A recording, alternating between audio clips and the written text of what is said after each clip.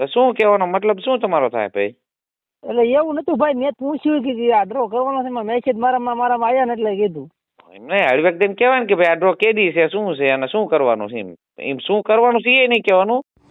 હાલો ભાઈ, જય માતાજી, જય લખધણી. આજે ઓડિયો વાયરલ કર્યો છે, એમાં અમે 2 જણા હુંયણું કરતા હતા, હું નહીં ભાઈ બે, અને હું ભાઈ જ કરું છું. આમાં બીજું કાંઈ નથી. આ માણસોએ બધું કરી નાખ્યું છે.